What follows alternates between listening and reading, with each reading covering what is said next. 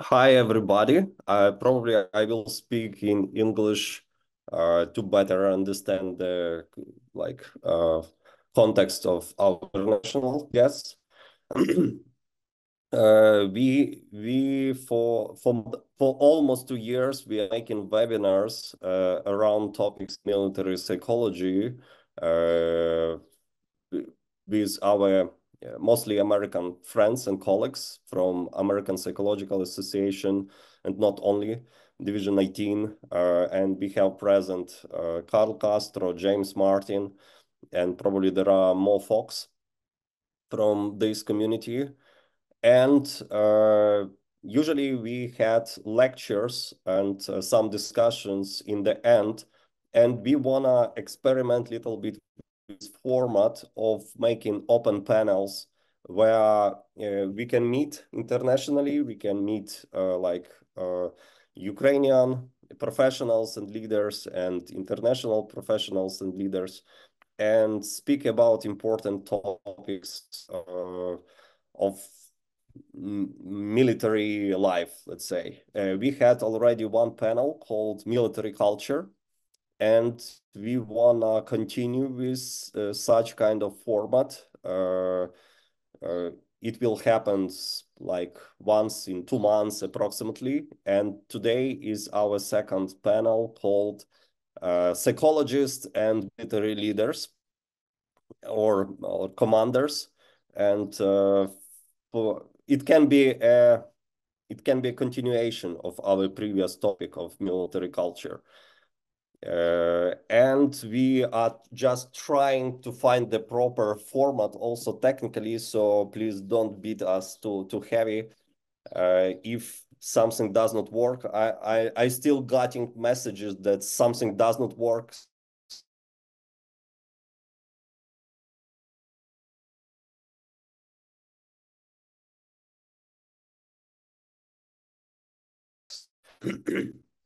And for the meeting, I wanna make a very short introduction of our speakers, and I will ask all our speakers to open the cameras, and I will respectfully ask other participants to close the camera so we can keep our speakers on the front because the screen is not very big, and it's good to have our speakers on the front.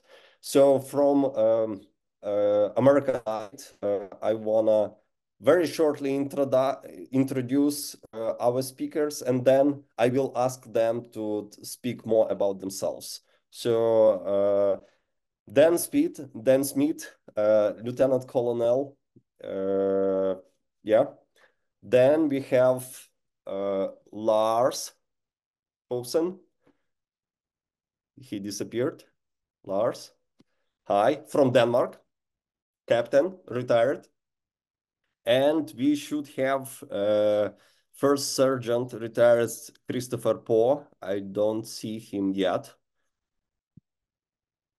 Chris, are you here? No, maybe he will join later. Maybe technical issue as well. Then from Ukrainian side, we have Mr. Evgeny. So he will name himself more fully. Then we are waiting for Mr. Two Romans, Lieutenant Colonel Mr. Roman Kovalyov. Again, I'm not sure that he had the chance to join. Maybe I will send a message with direct link because I can see that there is some issues with registration form, so link is not very obvious. And we will have like 3 more Ukrainian speakers. So let us start with introduction. And for this open panel, we prepared a few questions to discuss. And I would like to keep such kind of informal atmosphere and, you know, just having good mood, good flow. And I think it's important to discuss several questions about psychology. And in the context, I want to show a screen share. Can I ask the magic person called screen share to open two pictures that I prepared? So I would like to discuss what are the mutual expectations between mental health professionals and commanders. And thank you. Keeping that. And this is very famous picture for international colleagues for sure. This picture are taken from Stanex, and also they are used in training materials. So we have different levels of psychological support. And you can see that military leaders' actions, they are involved in the first and basic tools, how to provide mental health. And then second, and then professionals, they will be, let's say, later. And second picture, I like this colorful picture. And it also shared the responsibility for mental health of military personnel between leaders and between professionals. So this is like main context of our discussion. So today we are talking about mutual expectations. We are talking about trust, mutual trust, how to build trust. I would like to talk about positive and especially negative experience of such kind of collaboration between mental health professionals and military leaders. Suspicious, medical thinking, neglection. So everything can be involved, and I like that everything can be discussed today. And if we will have time, I hope we will have time, some sort of proposals, so what works well, like all militaries know about after action review, or in Ukrainian, it's APD. So it's like having the final part of after action review. So what we can keep, sustain, improve, and what can be the proposal for us as active citizens in the war. And hopefully it can be also important for active duty militaries all around the world. Okay, thank you very much. I think you can close this picture. Maybe we will use sometimes this picture in our discussion, but I prefer to see faces as bigger as possible. Okay, please short introduction from our speakers, and then we will start discussion between Ukrainian and international folks. Then. Shall I start?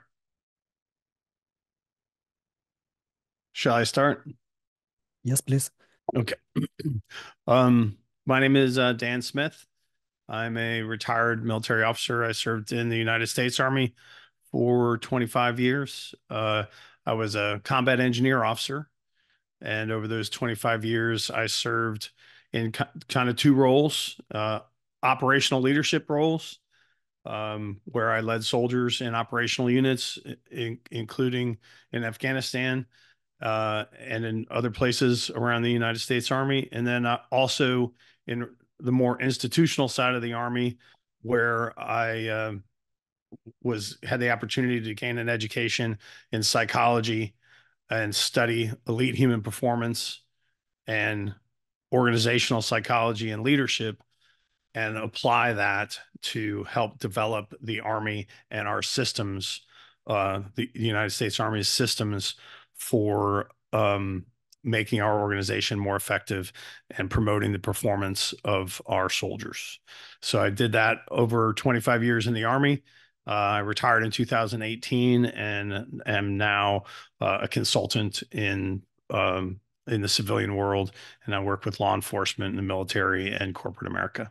But I'm very happy to be here with you guys today, and excited to try to make some contribution on behalf of the Ukrainian army and the work that everyone is engaged in today.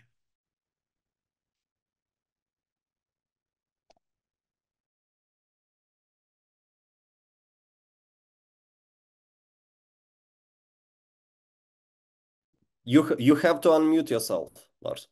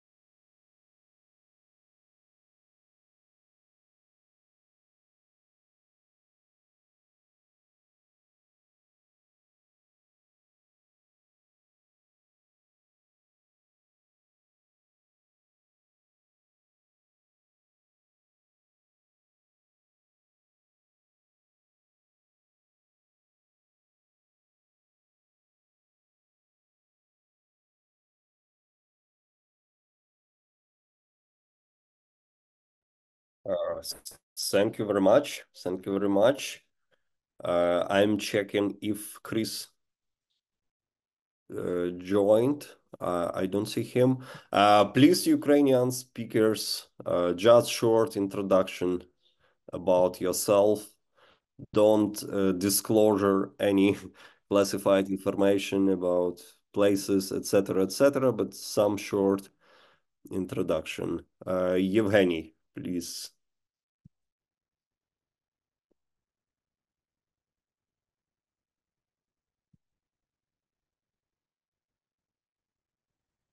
Yes, hello everyone. Can you hear me? Good. My name is Evgeny. I'm a military officer of Ukrainian Armed Forces. I've been working in the armed forces for about 2 years now. Right now I'm in the active defense unit. During this time, we are working with people closely all the time. Thank you.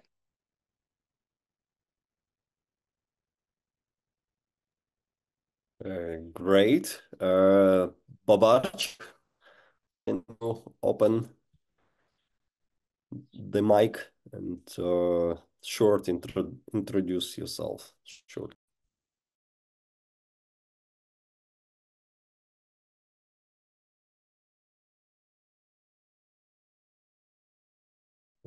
Roman.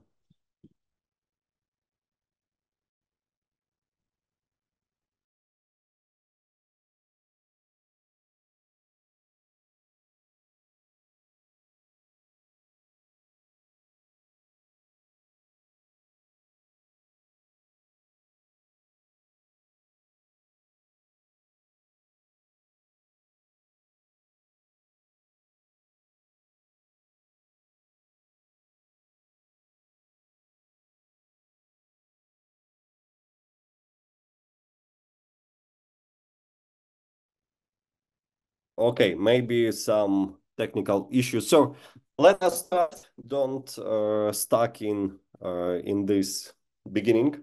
So the first question to all of you, So if we are talking about shared responsibility for mental health and why we are pay attention to mental health, we are paying attention to make combat more effective, like combat military personnel more effective. And in our reality is also part of making our troops as much compatible with international troops because we have a international trainings together. So what where and when the psychological service are most needed for commanders, for soldiers, from your perspective? Will be first question.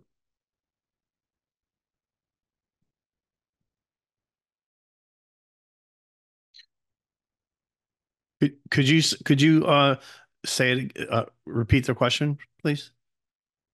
Yeah, when and where and for whom and all these contextual things, psychological service are needed in the army.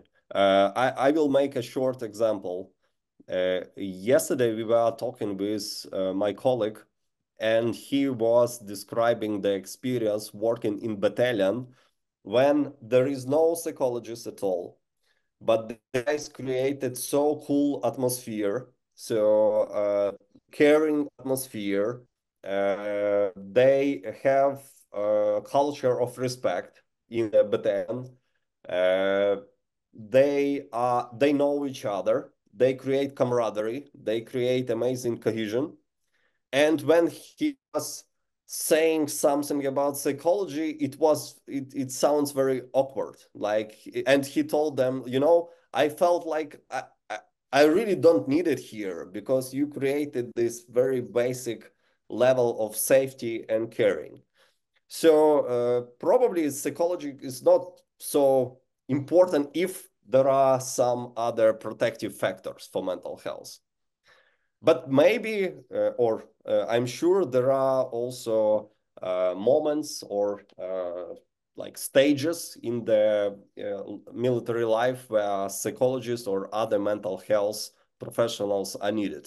And not only for militaries or commanders, but also for military families and et cetera, et cetera. So what are your opinions about that? Like, what is the place for mental health professionals in the army? I think I have if I can offer a unique perspective, when it comes to psychology in particular, I think of it a little bit broader than just mental health professionals.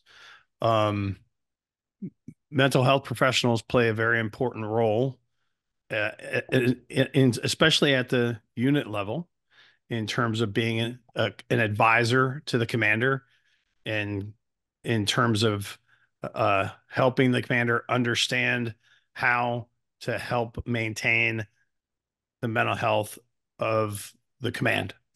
And so I think that's very important too. But psychology can play a bigger role in maintaining the mental health of the command because psychologists can play a role in understanding things like personnel selection, skill acquisition, training, all of the things that prepare soldiers and units, team dynamics, organizational effectiveness, leadership.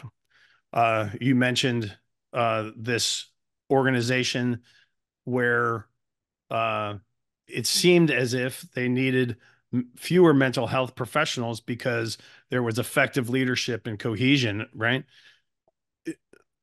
All of psychologists, other kind of psychologists, other than just clinical mental health professionals, can play a role in creating the sort of organizations that are strong and robust and support mental health because the soldiers are well trained and the organization has cohesion and is effective. People are prepared for the tasks that they're confronted with, and therefore those tasks are potentially less stressful, less traumatic, and people recover from them better because of the social support they get within their unit. So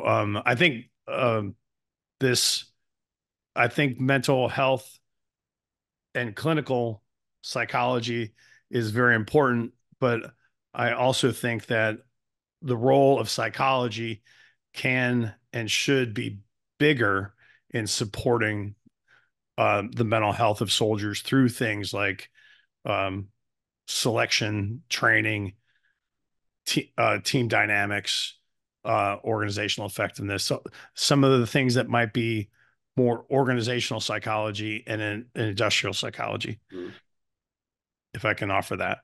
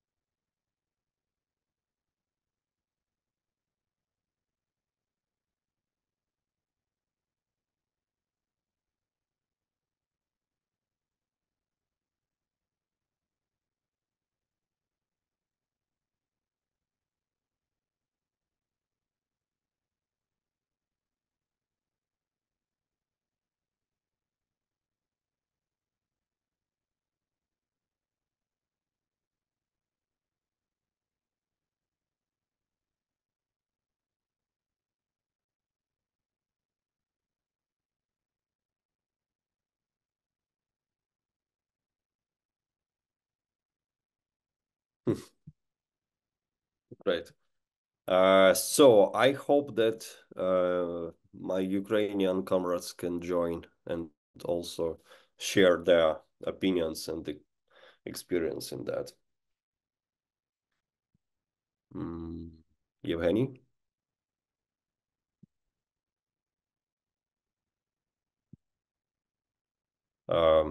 Babarchik, Mr. Roman?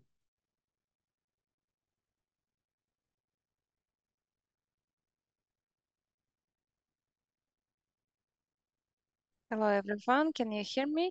My name is Roman. I'm from the 92nd Brigade. I'm an active military man.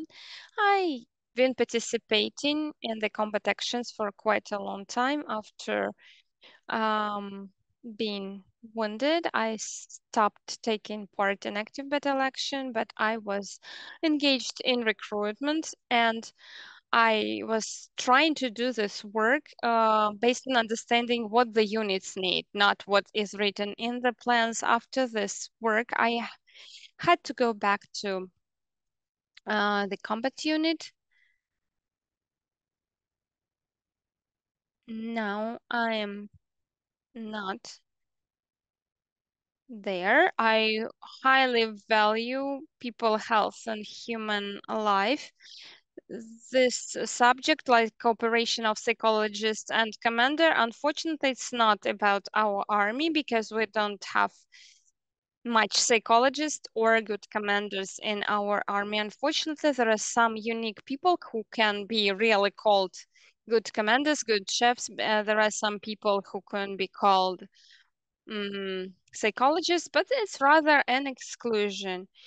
Mostly, we have unfortunately negative selection in the army. Idiots bring more idiots, and they occupy all the positions which are influential, and they squeeze out the effective commanders who are really trying to do something good in the army, and psychologists who are trying to interpret things to the commanders, trying to tell them that people are not some stones.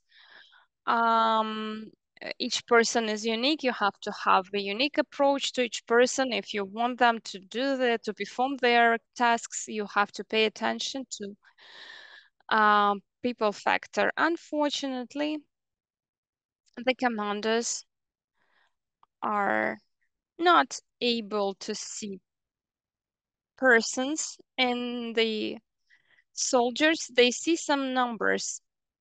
They imagine what a soldier should be, and they have no idea what really a soldier can do. So they think if a soldier is healthy, he's healthy, but actually 99% of military personnel are people with these or those diseases. People who are being in the active battle action for quite a long time now, they are practically handicapped. They can be considered. So psychologists are trying to influence that. They're trying to do something, but the system is working against it. So if you want to be not in the trench, but in the headquarters, you have to be an idiot who will say, yes, I am ready to send 1,000 people here and there, and these people will die, and this person will bear no responsibility, and maybe evil will be promoted. It is a very important discussion that we are having right now. Unfortunately, it's not working in our army. If we will manage to make it work, our army will be more effective. We will have we will lose less people, and we will be able to recruit more people, because now everything works, like nothing is being done in due time. People are traumatized, and if a person is lucky, he will find a doctor, a psychologist, a psychiatrist. But in 90% of the cases, people will receive no help. But we could prevent most of these traumas if we are proactive, if we think that a person can be traumatized simply because person is tired, that a person need to be examined by a doctor, by a psychologist. Otherwise, this person will just fall down and will there will be death and injury just because of simple tiresome. But like 90% of wounds and injuries is just lack of control, lack of prevention. I have nothing to tell more as of now to you. And if you have any other questions to me, please, you're welcome to ask.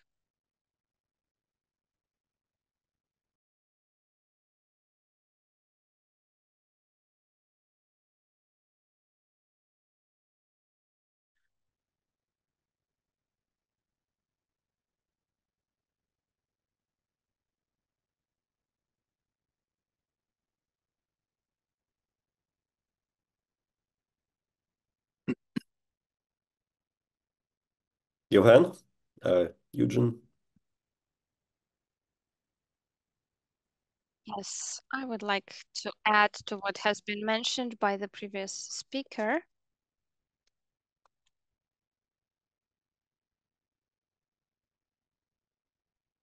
Yeah, unfortunately, we are in like Ukrainian people, military scenes, in very unpredictable places right now, and military leaders who are taking part today, they are uh, in performing operations. So it can happen.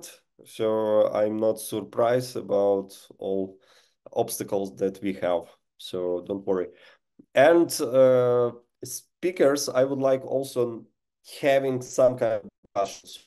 If some questions arise, for example, from American to Ukrainian, from Ukrainian to Danish, so we can ask and clarify. And I think our main purpose is to find maybe some truth in all this madness.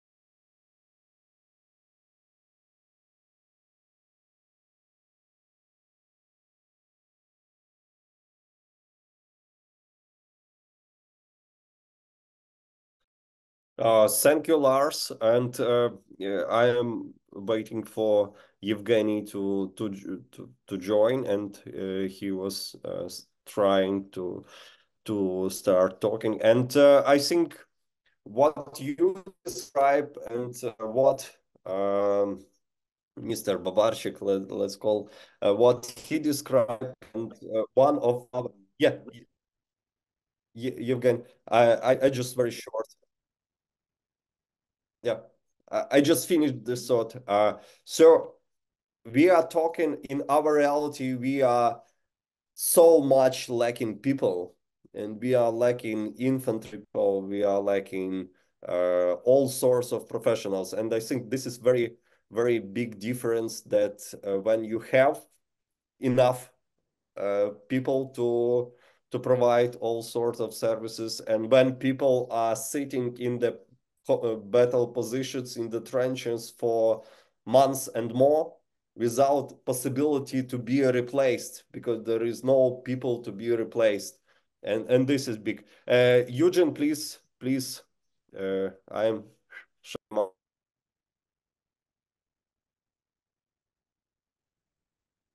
Yes, I would like to add a few words to follow you and the previous speaker.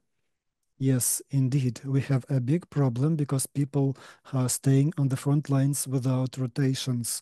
We have a lot of brigades like this, and including my brigade. So we have had no rotations since the full-scale invasion start.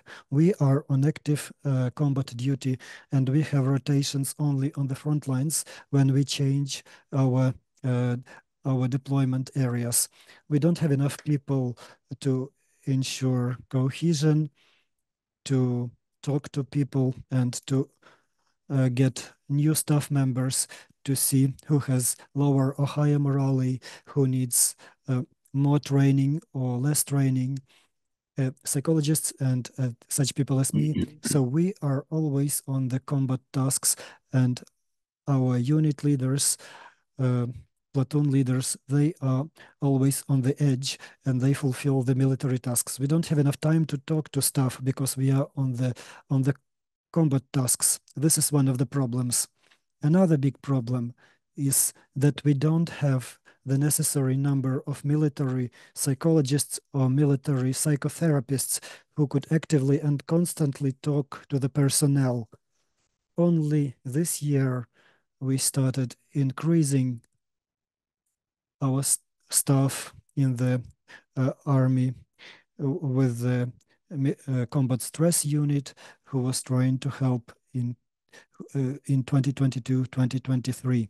And right now we don't have a lot of psychologists who are ready to join the armed forces of Ukraine to work on the front line or on the second line and to talk to people. This is another problem. We are always trying to rely on our sergeants because they know their units, they know their platoons that they work with, and depending on the experience and background of the sergeant, we can understand whether we can rely on this person or not. We also need to understand that these people are not 18 years old. My brigade is not an elite brigade in Ukraine. This is not the Navy SEALs. So most of our staff is above 40 years old. They have built their own Maslow pyramid. They have their needs. They know what they want from life, and they have established customs. Because if you have a boy of 25 years old, you can change his mental attitude.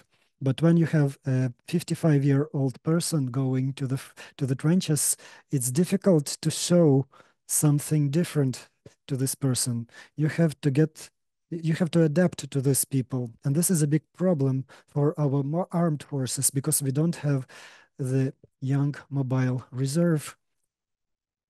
I'm sorry for the background because we have a lot of activities on the front line. You can even hear some noise, so I'm sorry for that. And also, I would like to follow up, Lars. Yes, the problem may lie in the leadership and in the leadership's work, because the leadership cannot ensure rotations so that we can work actively. We work with people on mental health topic in order to identify and build active combat groups so that everyone can rely on each other. So when you go to the combat position, you have to rely on your brother in arms. But in fact, these people are new, they don't know each other, they didn't have cohesion exercises, and they don't always trust each other. So right now, the commander has to use more blunt and serious methods. This is not always conversations. Sometimes the leadership is trying to use the rules and regulations of the army to work with the soldiers in a more serious way. Thank you. Thank you very much, Evgeny. I'm still checking with other speakers if they had a chance to join us. No, I don't see more.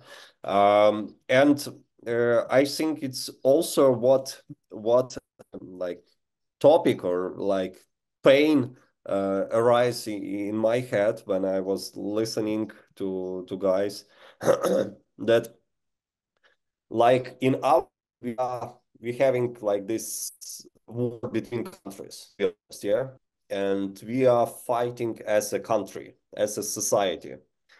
And it's not army who is fighting, it's society who is fighting.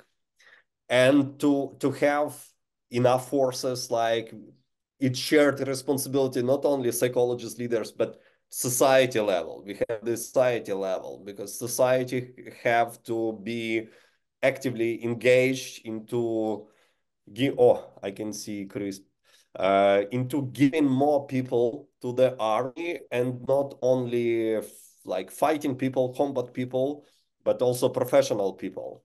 And yesterday I was reading one discussion in professional community, and there were one like psychologist, woman, and she was complaining that now we have more strict rules about mobilization, and like we lower the age for mobilization from 27 to 25, and like there is new law that you need to renew your, let's say, military documents, and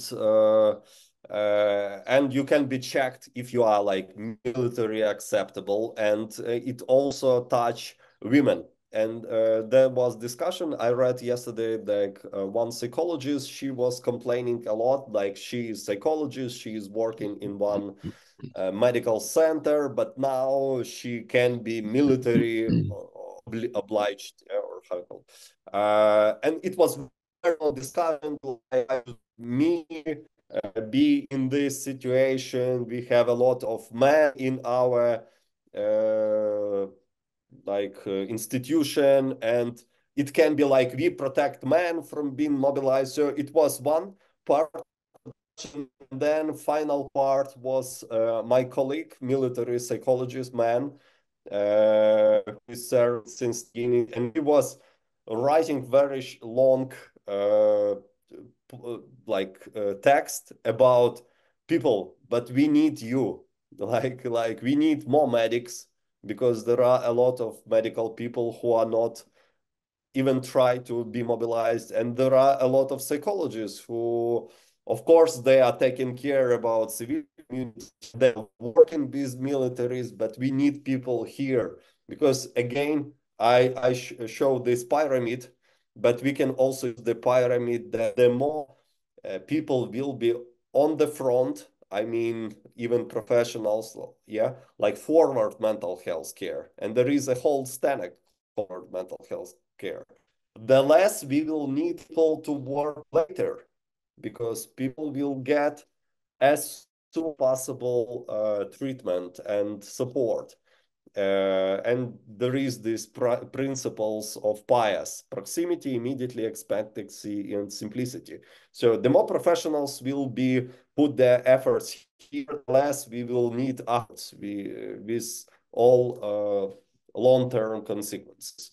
So this was interesting discussion about different views, and because war, there are no signs that war will be over in few months or even in few years, and we have a very difficult stage of the war because combat fatigue is great, and a lot of concussions, and you could hear a lot of older people, with chronic diseases, and if we will not have some renewal, some people can come and replace, at least to give some recovery, we will have more troubles in the future.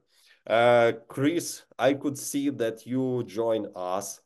Can you open the camera? And like we already talking a lot about place of mental health professionals. Hi, buddy. And yeah, you have to unmute yourself. I'm not good yet in reading your deaf language. Yeah.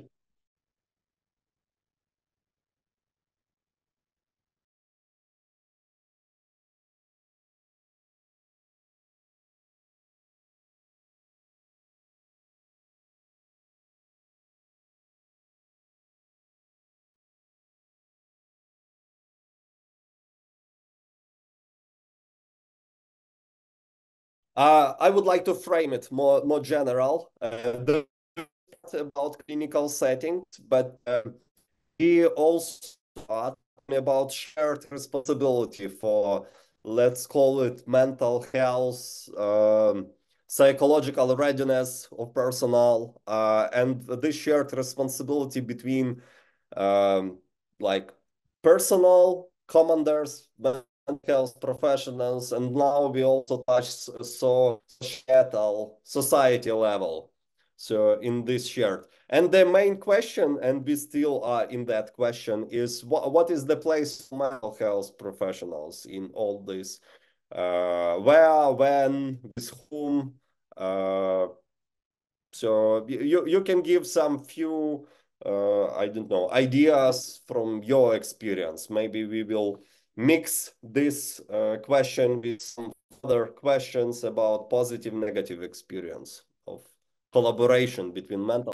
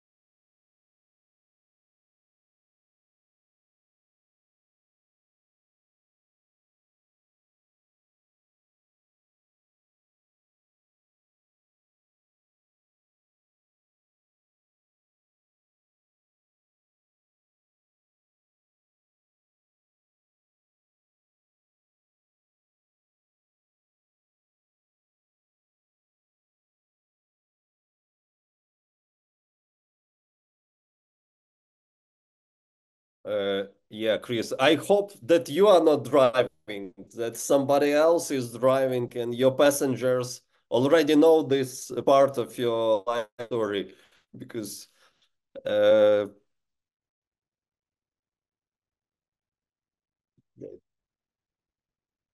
yeah.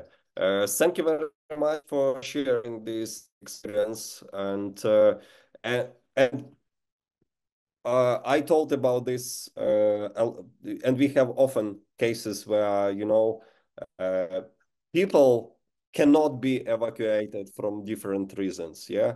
And I think in this case, like you mentioned, mental skills are important. They can be trained for. Yeah. So people can handle just extremely adverse environment extremely for longer time as, for example, it can make untrained people. This is important part. Another important part, like few hours ago, I had a talk with my friend who came to visit me, and he's company commander, and his battalion and his company and battalion, they are in the probably the hottest or one of the 3 to 4 hottest places in the war. And they are almost in this, how we call it, surrounding areas, and very big issues, of course, about replacement, etc. And I provide what I did. I understand that it's very powerless situation. So I don't know how mental health in US or Denmark, how much they have this cases, situation where they feel a lot of power. I have a lot of cases where I can do nothing, So just like,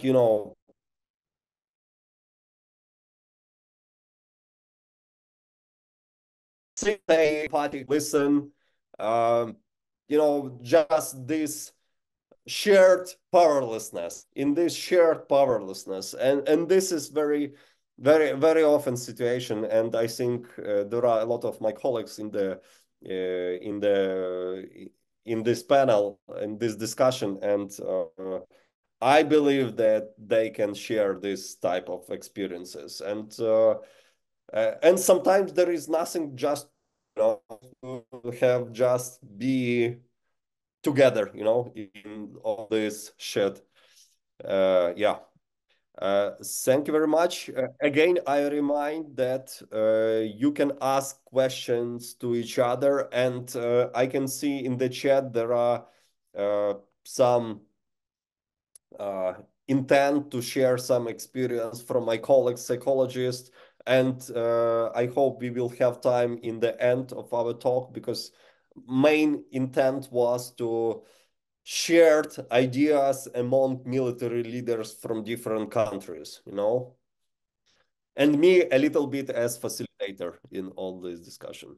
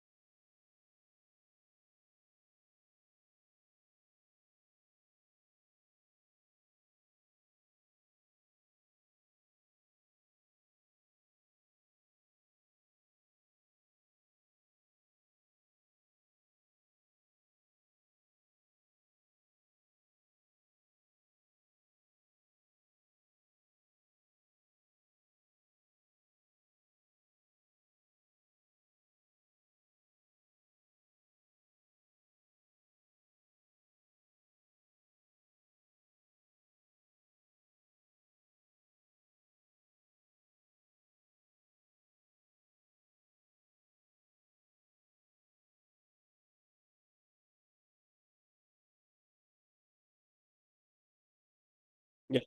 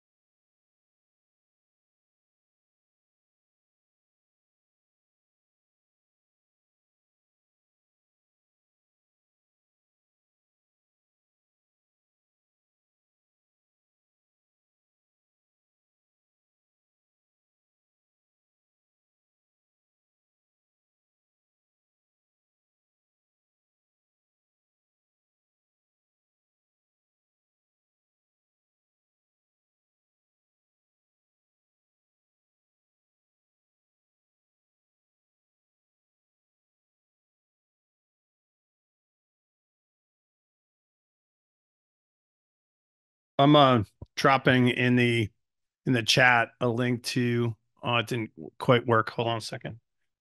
A link to combat and operational stress control, which is a U.S. Army manual, which I think Captain Lars is responding to, or referencing where the tool came from, or I don't know. I'm actually not sure. I don't want to necessarily say the Army developed it. You mentioned the Navy and the Marine Corps, but I think whoever developed it, it is in that. It is also referenced in this manual. And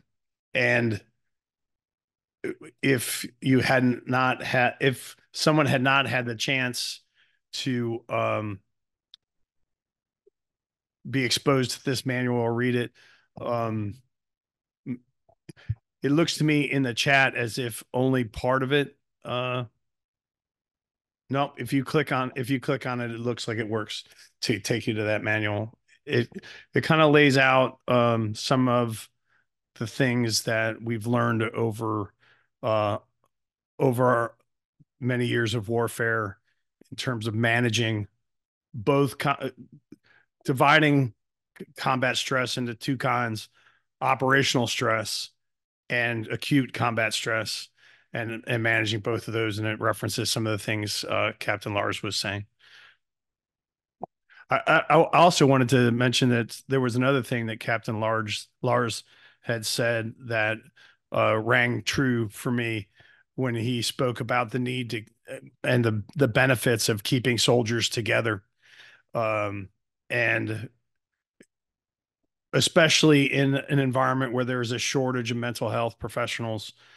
The ability for soldiers to process traumatic events together and find meaning in them it's very important. And one of the things that we in the United States military learned, although you might not have the opportunity to rotate soldiers out of combat very often, keeping them together when you do rotate them out of combat is very important. because when they're in a combat zone conducting combat operations, many times, people, if you can think of the analogy of like emotional baggage, people will pack their emotional baggage and put it in the overhead compartment, and they'll shove it in there and they'll lock it, and they'll get through what they need to get through. And they're holding the Samsonites closed, and they'll get through, but when they get home, or they get to a place that's a little safer, or they rotate out of a combat situation, some of those that emotional baggage can pop open, or they'll allow it to come open, and they'll begin to process things that they just put away, or repressed, or could have time to deal with it in combat. And that was a very adaptive. It helped them survive combat. It helped them stay engaged and perform at a high level that they needed to in combat. But now that they're out of combat, if they rotate out for a while, now they're in the process of dealing with some of those events and making meaning of them, and to have comrades that they worked with, and colleagues that also experienced those events, to help them process those and make meaning of those, is really important to their mental health. So that thing that Captain Lars had mentioned, that was also an important lesson that we learned about having. And when we would rotate soldiers out of combat, we extended the period of time that they were together before members of that unit were allowed to be reassigned for schooling or different jobs. They needed to be together for a while to help them process some of the experiences they had. So that was another thing that rang true to me that he had said. Yeah. Guys, it seems like you were organically come to proposals and solutions, and so we are coming from the first part of our journey together to the last part, at least as expected. And now I realize that putting 6 questions in one discussion, it's unrealistic. And I believe that such kind of discussions we can continue, because I think leaders and other involved people, it's a good topic for further open panels. And I will need to leave for 5 minutes. I will ask Oksana to be moderator, and we can come to some questions from the audience. I can see the raised hand. Oksana, can you please moderate? There was Vadim who raised the hand.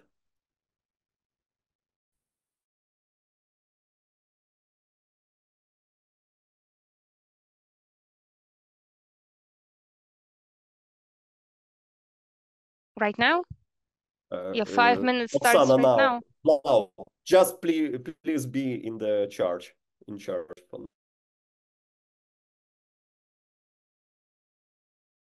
Okay, Vadim, please go ahead. Go ahead with your question.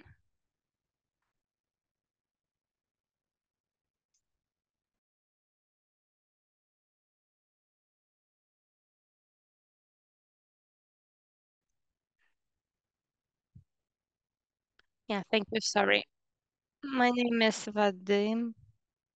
I'm a civilian doctor, psychiatrist. I'm 56 years old, and I work in a hospital not far from the front line in Kharkiv. I work with civilians and with military people, and I see a lot of military personnel who come after being at the front line, and most of them are diagnosed with acute stress reaction or adaptation disorder, which is quite a broad, quite a vague diagnosis. Very often they need something more specific, and they need more specific help.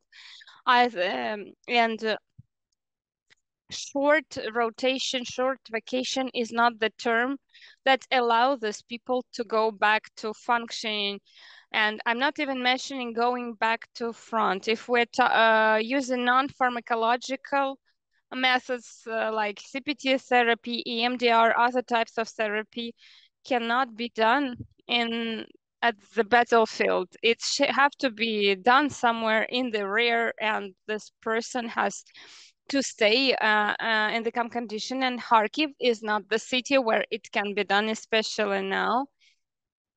Never ever I've seen people who were only stressed. They all had comorbid conditions, concussions, paratraumas, physical injuries and wounds, and it also go along with psychological traumas. So I've never heard from these military people that they ever had an opportunity to speak to psychologists somewhere at the front line or at the divisional line, and they were all surprised that actually psychological help should be available. The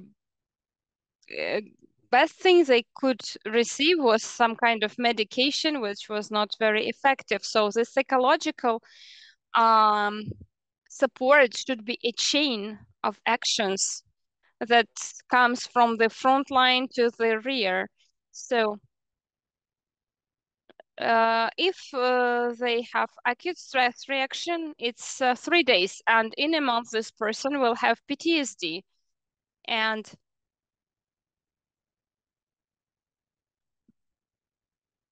the statistics says like 10-15% of people will have PTSD, both military men and civilians. I'm not sure about this figure. I'm sure that like I see more and more civilians having PTSD, and I think that the military men, they will also have PTSD in much more often cases. And if we keep in mind that these people were civilians yesterday and they're not psychologically prepared, then we can imagine the figure. I think this psychological help should be a system. It should be continuous. And then the psychologists who will see these people after they coming back from the front line, they should have information about the treatment they had while they were at the front line, etc.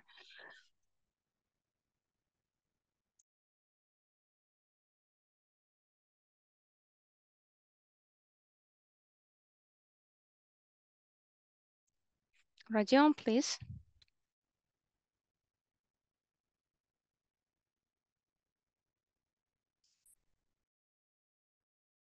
My name is Rodion Grigoryan, I'm a psychologist in the Territorial Defense Forces. So I have gained a certain experience that I would like to share with you, because our today's topic of discussion is about mutual expectations between the psychologists and the leadership. So the territorial defense units have a certain difference compared to the regular army. In the beginning of the full-scale invasion, the leadership was formed of the officers who had retired for quite some time. They were retirees and they sometimes were of the older age. So in the beginning, we actively offered our services, but they didn't look at us with understanding, because the older guard, they don't know what psychologists are. They look at us as at political officers that used to serve in the Soviet Union. So they tell us, so who are you? Are you psychologists? Go try to return those people to the positions. So they were trying to make us fulfill the functions that we don't do. So there was a small positive experience back in 2022 in the summer.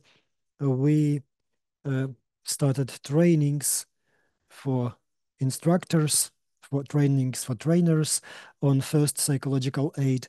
And then we developed into courses to train commanders of squadrons and other units in provision of first psychological aid. So we also, into these trainings, we also included a lot of other issues, not on the PFA tools, but also we tried to explain the context, and we tried to explain that psychological support is necessary all the way. And according to the feedbacks in the group chat, we had a very, very positive feedback. In the beginning, the leadership did not understand what we do, but during our work with the time, they gained certain understanding and they started using our services.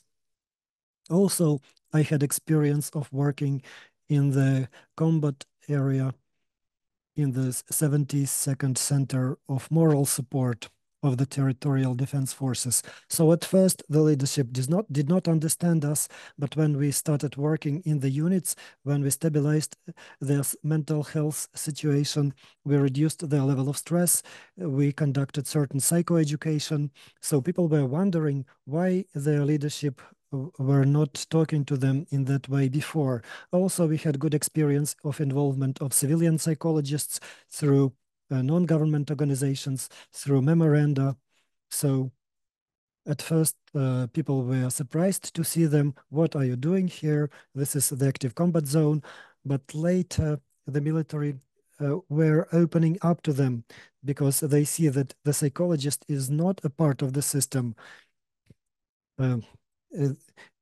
Because the military psychologists are the elements of the system. They have to serve the system and not so much serve the people when there is a conflict of interests. So on the other hand, civilian psychologists gave some positive things, positive experience, and people are eager to continue doing this. So we have a good toolbox and we have had good experience, and we see that we need to try to break this rock again and again. Of course, sometimes you just want to let your hands down and stop doing this, but we just breathe out and we continue doing what we do.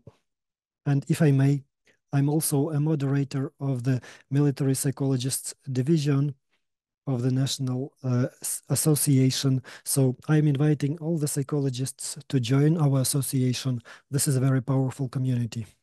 We will be happy to see you. Rodion, thank you very much for your smile and for your very, I would say, fully of life input in the end. And I have this sense of hope, and I think hope that this is very strong support and very strong resource that sometimes we don't have anything besides hope. Thank you for that.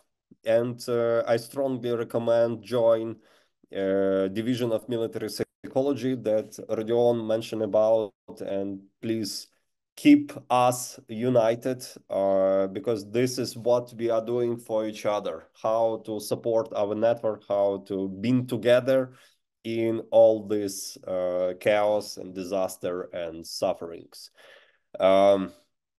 I would like, we have 5 minutes to the end, so probably we will not open any new question for that, but I would like to invite James Martin to open a web camera. I don't see Carl Castro, but I saw James Martin, and I would like to have your, I don't know, feedbacks, inputs, thoughts, opinions, as elder in our community, and we are working so long together, so we are like professional family, and yeah, I can see.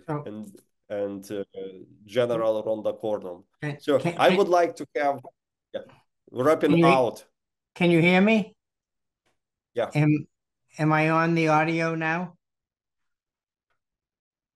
You can hear me? Yes, we can. Oh, okay, great. Just a couple of general comments. You've covered today a whole landscape of issues confronting Ukraine, confronting the mental health of your soldiers, dealing with the issues of how do you keep an effective fighting force given all of the challenges that you have. I think some of the suggestions have been very good. My own bias is that the real efforts at this stage have to be developing relationships between your psychologist and other mental health providers and leaders at every level. So there are really two tasks. One is the task of engaging with and treating those individuals who become casualties, but more often that's going to be done in the rear. If the psychologist can be in the front, developing relationships, providing guidance, providing suggestions for commanders, intervening early with techniques. We've had earlier presentations by Amy Adler from the Walter Reed Army Institute of Research about ways of engaging to help soldiers when they first experience an acute stress reaction in combat. So the more things that you can do in that vein, I think the better. I would also suggest that there should be involvement of psychologists and other mental health providers in your training programs as you begin to recruit and train new soldiers, and as you train new leaders at your squad, platoon, company levels, that's where psychologists can have a chance to really develop effective relationships and to help them understand the kinds of service and support you can provide to this challenge. The other comment I would offer you is to think more broadly than just psychologists. There are many other individuals who you could help to train to further support some of these issues, whether they're social workers, whether they're members of the clergy, whether they're other health providers. The more that you can become, if you will, a teacher to expand the kinds of services that you're trying to provide, the policies and practices, the better. You need a team. You can't do it alone. There's just not enough of you. And that includes the nonprofit, the civilian psychologists in Ukraine and others. If you can help engage them to help support these efforts, it would be very powerful. And then lastly, think about this long term. How do you recruit and train new psychologists? How do you build a workforce in your educational system to get people interested in this role as a military psychologist? So again, I'm covering a whole range of ideas, but these are the things that were coming to my mind as I was hearing various speakers. James, thank you very much. And I think our webinars and our panel is the answer for your last question, how to train and how to recruit new psychologists. And I think provide them with realistic and interesting information that can be relevant on the front line. And I think you did the best dropping out. I'm not good in that. Thank you very much for you taking a lead. Thank you all participants, speakers, organizers, translators, all institutions that were involved in this open panel. We are amazingly fit in time, and I want to keep it like this. Thank you very much. We are waiting for your feedbacks, for any questions, any ideas. We are working for you, with you. Thank you very much. When we will do increase, I hope in the nearest future, but it will not be earlier than at least 1 or 2 months. So probably in the fall. we have summertime for some our activities.